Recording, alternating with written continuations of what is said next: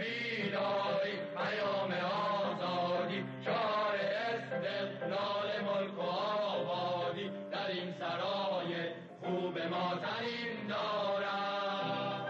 از فروش کارگر چنین به گوش آید، ای تو ارتش ستم کشان به پا. آن صدای برزگر ترین در اندازد، ای دلاوران خلق ما به پا. دست خود هم دهیم و متحد باشیم، تا نوین جهان خود بنا کنیم. فاتحان تا به قلب ظالمان تازیم، کاف دشمن بشر ز جا کنیم.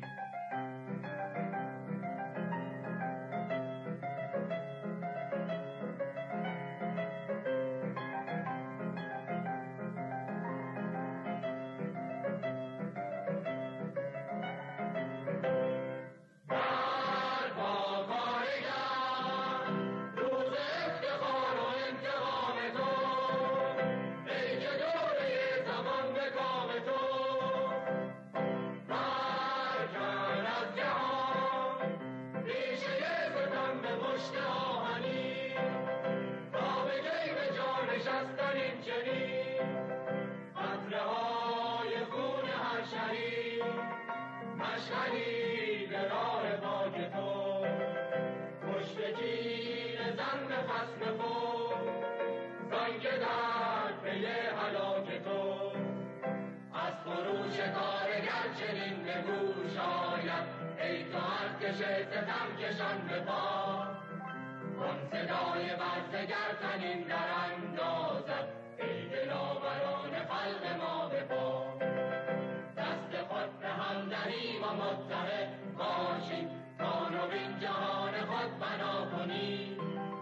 فاتحان تا به قلب ظالمان تازیم، کاخ دشمن بشر ز جا کنیم. کاخ دشمن بشر ز جا کنیم.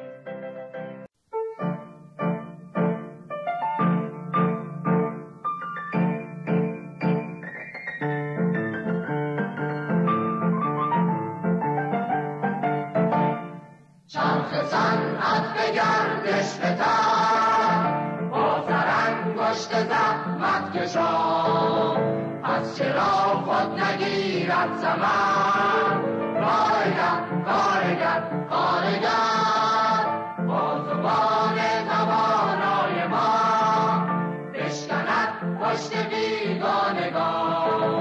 کی بود ترسمان از خطر، کارگر کارگر کارگر کارگر کارگر کارگر.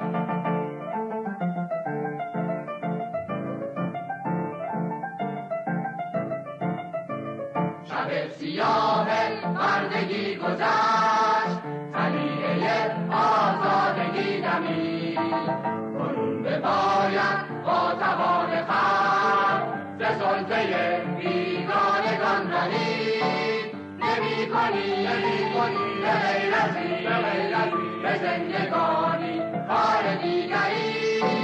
نمی کنی به غیرتی به زندگانی کار دیگری. قسم به دست دین بسته ها، نمی روم جز راه خلق خویش. کنون ز جای برزگر بخیز، کنون به پای کارگر به پیش. که برکنی به اتحاد، ز بیخوبان کاخ ستمگری. که برکنی به اتحاد، ز بیخوبان کاخ ستمگری.